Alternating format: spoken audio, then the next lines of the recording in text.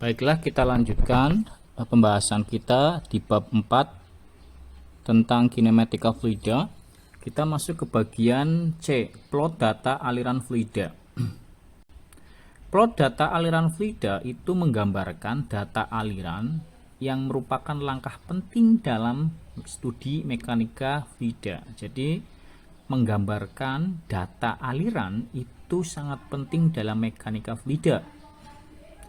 Kita tidak perlu peduli atau mengetahui bagaimana data ini diperoleh, baik data ini diperoleh melalui analisis, eksperimental, atau komputasi. Ini semua langkah yang krusial, yang sangat penting menggambarkan data-data ini. Apa tujuannya?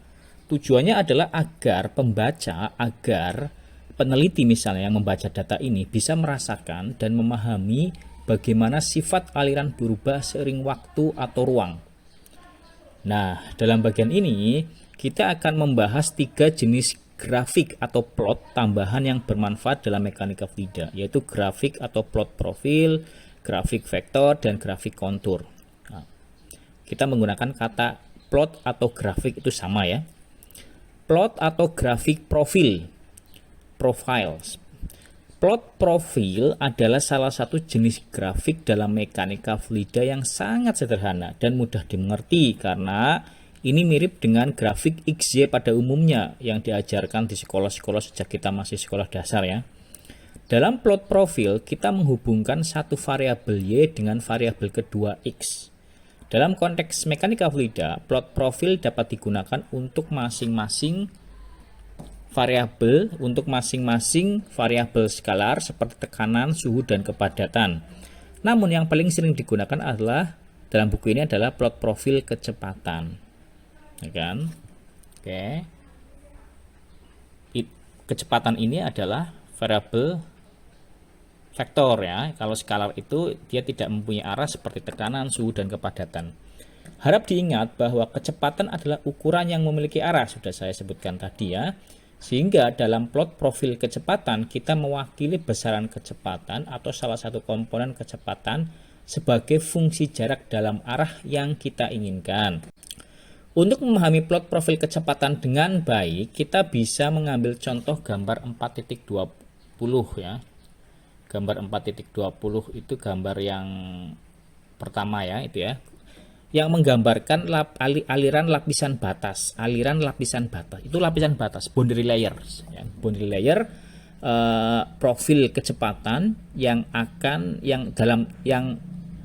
menempel dengan garis U atau X itu adalah 0 ya, karena dia berbatasan dengan dinding ya. Ini gambar merah itu gambar lapis batasnya, gambar boundary layernya. Salah satu garis dalam gambar tersebut dapat diubah menjadi plot. Nah, garis itu bisa diubah menjadi plot profil kecepatan. Dalam situasi ini, kita anggap bahwa suatu waktu jarak horizontal yang ditempuh oleh gelembung hidrogen, misalnya ini gelembung hidrogen pada posisi vertikal berhubungan dengan komponen X lokal dari kecepatan U. Nilai U untuk plot profil kecepatan ini bisa kita peroleh melalui analisis matematis kan. Ada datanya kan, eksperimental menggunakan teknik PIV atau perangkat pengukuran kecepatan lokal lainnya atau melalui metode komputasi. Jadi data-data angka plot profil ini bisa kita peroleh dari pengukuran, dari komputasi, dari analisis matematika, dari pengukuran dengan sensor dan sebagainya. Penting untuk diingat bahwa contoh ini memiliki makna fisik yang lebih jelas jika nilai kecepatan U direpresentasikan pada sumbu horizontal, sumbu X, bukan pada sumbu vertikal ya. Meskipun U sebenarnya merupakan variabel yang tergantung atau yang dependence ya. Hal ini dikarenakan posisi Y secara umum akan selalu berada dalam orientasi yang tepat ke atas, bukan melintang ya kan. Nah, kemudian plot profil 4.20 profil kecepatan itu dikonvert ke 4.21 sehingga timbul garis-garis panah plot profil kecepatan yang batasnya adalah boundary layer, lapisan batas. Makanya disebut lapisan batas. Terakhir ya, untuk menambahkan panah pada plot profil kecepatan merupakan hal umum untuk lebih menarik ya kan. Secara visual kan menarik, kita lebih paham, oh ternyata profil kecepatannya seperti itu. Apabila kita hanya disebutkan data saja atau blank dengan boundary layer saja, kita nggak memahami secara lebih jelas. Meskipun panah itu tidak memberikan informasi tambahan loh ya, tapi itu membuat kita makin jelas. Jika lebih dari satu komponen kecepatan dipetakan oleh panah, maka panah tersebut menunjukkan arah vektor kecepatan lokal dan plot profil kecepatan akan berubah menjadi plot vektor kecepatan. Oke, karena ini mempunyai arah, jadi menjadi plot vektor kecepatan.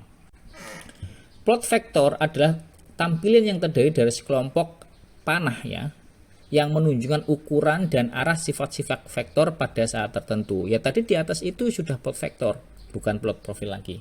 Berbeda dengan garis aliran, kita sudah belajar dengan streamline ya, garis alir yang hanya menunjukkan arah dari medan kecepatan, hanya menunjukkan arah. Plot vektor memberikan informasi yang lebih lengkap mengenai seberapa besar kecepatan di setiap titik dalam sistem. Jadi tidak hanya arah tok, tapi besarnya kecepatan itu juga tergambarkan oleh panah tersebut, oleh plot vektor. Jadi plot vektor juga menjadi cara yang berguna untuk memahami aliran fluida, baik melalui eksperimen atau perhitungan komputer. Plot vektor ya terdiri dari berbagai panah yang mencerminkan ukuran dan sifat vektor pada saat tersebut. Plot ini ya bisa dihasilkan dari data eksperimental, misalnya dengan teknik pengukuran PIV, sensor dan sebagainya, atau melalui perhitungan numerik menggunakan computational fluid dynamics atau CFD. Untuk lebih jelasnya, bayangkan gambaran aliran dua dimensi di atas bidang yang mengalir di atas sebuah benda berbentuk persegi panjang. Setelah dilakukan perhitungan menggunakan CFD, hasilnya ditunjukkan pada gambar 4.22. Gambarnya ditunjukkan pada gambar 4.22. Namun ya, gambar 4.22 itu adalah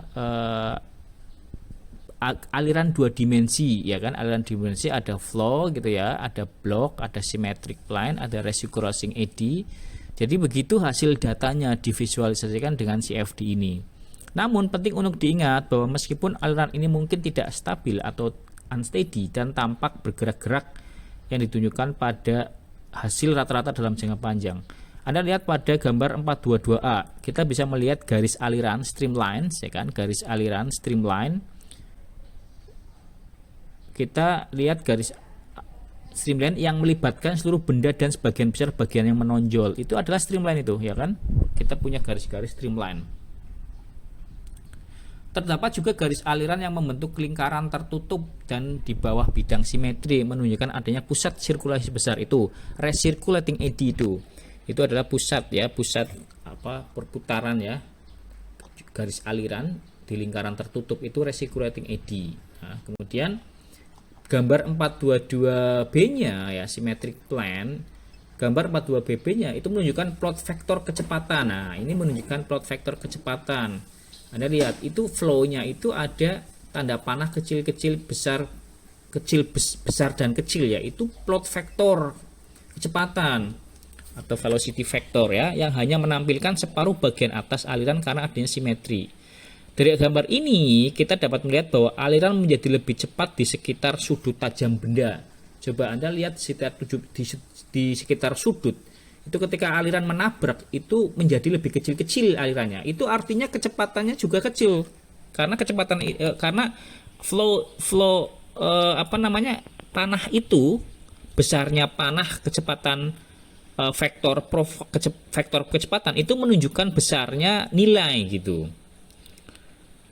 Jadi dari gambar ini kita dapat melihat bahwa aliran menjadi lebih cepat di sekitar sudut tajam benda. Lapisan batas aliran tidak dapat melewati sudut tajam dan terpisah, sehingga terpisah. Alirannya akan terpisah karena menabrak, sehingga terbentuklah pusaran sirkulasi besar di belakang benda. Jadi ada putaran sirkulasi, biasanya disebut vortex.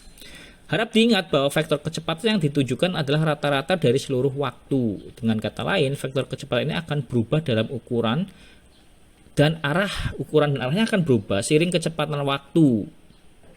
Selanjutnya ya, Anda lihat gambar 422C menampilkan pandangan yang lebih dekat dari daerah aliran yang terpisah, di mana kita dapat melihat adanya aliran balik di bawah pusaran sirkulasi. Nah, Anda lihat nih, di bagian C itu lebih besar lagi. Kita akan lihat ada pusaran, ada vektor kecepatan yang menabrak blok, sehingga akan terpecah gitu kan. Pada gambar 222 ya, jadi seperti itu ya pada prinsipnya. Pada gambar 22 ini ya, vektor kecepatan yang ditampilkan menggunakan kode CFD dan perangkat pemrosesan yang memungkinkan. Jadi dengan CFD itu kita bisa mewarnai gitu ya vektor kecepatan berdasarkan besarnya. Namun ini tidak terbatas pada besarnya kecepatan saja, karena dengan teknologi ini kita bisa membuat visualisasi yang lebih kompleks dengan mewarnai vektor kecepatan berdasarkan beberapa sifat aliran lainnya, mungkin seperti tekanan atau suhu. Nah, sebagai contoh ya, warna merah itu menunjukkan tekanan yang tinggi, dan warna biru dapat menunjukkan tekanan rendah. Atau warna merah dapat menggambarkan daerah panas, dan warna biru menggambarkan daerah dingin. Nah, ini diproses oleh CFD ini. Dengan cara ini, visualisasi vektor kecepatan memberikan tidak hanya informasi tentang arah dan besarnya aliran, melainkan juga tambahan informasi tentang karakteristik lainnya ya. Coba Anda lihatlah kembali, itu ada warna merah itu semakin tinggi gitu kan, dan warna biru ke bawah itu semakin rendah kecepatannya kalau kita berkaitan dengan kecepatan. Kalau kita dengan tekanan ya tekanannya. Loh, kenapa tekanan atau kecepatan di dekat blok itu kecil ya? Ya karena dia setelah ada obstacle-nya berupa blok itu, dia menabrak sehingga kecepatannya yang tadinya besar akan terpecah sehingga warnanya berubah dari merah menjadi biru. Yang terakhir adalah plot kontur ya, nomor 3 tadi ada plot profile, ada plot vektor, dan ini adalah plot kontur. Plot kontur atau kita biasa juga menyebutnya plot isokontur adalah metode visualisasi yang digunakan untuk menampilkan distribusi nilai skalar ya. Ini biasanya distribusinya nilai skalar seperti tekanan, suhu, dan konsentrasi. Tadi kan kecepatan gitu kan. Dalam satu domain 3 dimensi, ini kan, ini dalam domain 3 dimensi. Prinsipnya mirip dengan peta kontur yang menampilkan elevasi atau ketinggian dalam bentuk kurva tertutup, sehingga kita dapat memahami kondisi topografi di sebuah lapangan gitu, di sebuah daerah gitu ya. Anda kan sering lihat map gitu ya, peta itu kan ada peta topografinya, peta topografi ketinggian ketinggian daerah tersebut. Sama juga kontur itu juga seperti itu, tapi kontur akan menampilkan tekanan, suhu, dan konsentrasi. Beda dengan kecepatan yang vektor. Dalam mekanika fluida, plot kontur digunakan untuk menunjukkan distribusi properti aliran skalar. Tadi sudah disebutkan seperti tekanan, kecepatan.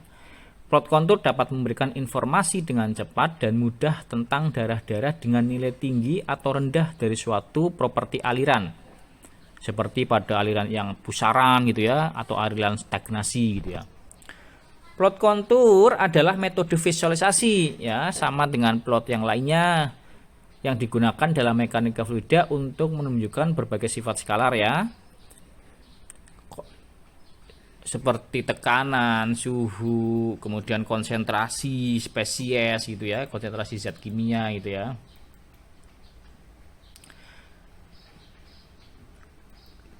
Ataupun sifat turbulensi dalam bentuk serangkaian ya, atau serangkaian kurva tertutup yang menunjukkan tingkat atau aliran yang konstan dari properti tersebut. Terdapat dua jenis plot kontur, yaitu plot garis kontur, contour line plot yang terdiri dari kurva yang menunjukkan tingkat properti ya, tingkat properti. Bentar, ini agak error komputernya.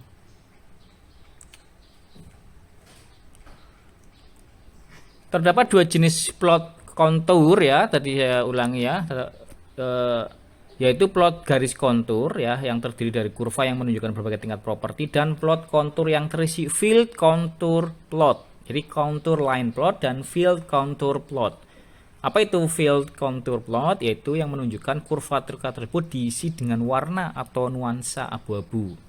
Sebagai contoh ya, pada gambar 4.23 Anda cek gambar 4.23 plot kontur bidang tekanan akibat aliran yang menimpa balok. Tadi sama kan ketika vertikal, tapi ini akan melihat tekanannya yang menimpa balok seperti yang dihasilkan oleh perhitungan CFD.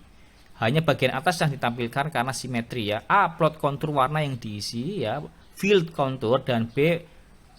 Plot contour line di mana nilai tekanan atau ditampilkan dalam satu satuan tekanan. Jadi Anda bisa lihat nih perbedaan antara field kontur dan line kontur. Field kontur sebelah kiri A dan line kontur sebelah kanan B, kan? pada gambar ini ya, yang A dulu ya, terlihat plot kontur tekanan yang terisi dengan warna field contour ya, terisi dengan warna, di mana warna biru menunjukkan tekanan rendah ya, dan warna merah menunjukkan tekanan tinggi. Ya, dari gambar tersebut kita juga dapat melihat bahwa tekanan tertinggi berada di muka depan balok ya. Di muka depan ketika fluida flow itu menabrak balok, itu tekanannya paling tinggi di situ. Sedangkan tekanan terendah berada di sepanjang bagian balok di zona terpisah. Jadi zona terpisah itu yang warna biru itu ya, separation, itu namanya separation zone. Itu di mana vortex terjadi. Sementara itu ya, yang pada gambar 423B ditampilkan line plot contour dengan tingkat tekanan berlebar dalam satuan Pascal. Itu ada nilai-nilai angka-angkanya loh. Ya, yang paling tinggi di bawah 60-70 itu kan di depan balok itu kan. Dalam computational fluid dynamics ya, di CFD, plot kontur sering ditampilkan dengan palet warna yang cerah, di mana warna merah menunjukkan nilai skalar yang tertinggi, nilai yang tinggi, sementara biru menunjukkan nilai yang paling rendah. Penggunaan skala warna seperti ini memudahkan kita, mata manusia yang normal, untuk melihat daerah-daerah yang berwarna cerah seperti warna merah atau biru, sehingga memudahkan dalam mengidentifikasi daerah dengan nilai tertinggi. Jadi kita tahu nih, oh ini di depan balok nilainya tinggi. Kita bisa mengidentifikasi bahwa di sini tekanan paling tinggi. Hasil dari CFD seringkali menghasilkan gambar-gambar yang menarik yang mengakibatkan dinamika fluida komputasi dikenal sebagai dinamika fluida berwarna-warni. Jadi akibat dari CFD ini kita bisa melihat dengan jelas, mata kita juga bisa melihat dengan jelas berapa nilai-nilai tertinggi di bagian posisi yang mana nilai tertinggi. Ataupun kalau kita akan menganalisis sebuah kerusakan pada komponen ya, kita akan menganalisis kenapa nilai ini tertinggi, apa sebabnya, bagaimana kita menurunkan dan sebagainya, sehingga ada solusi.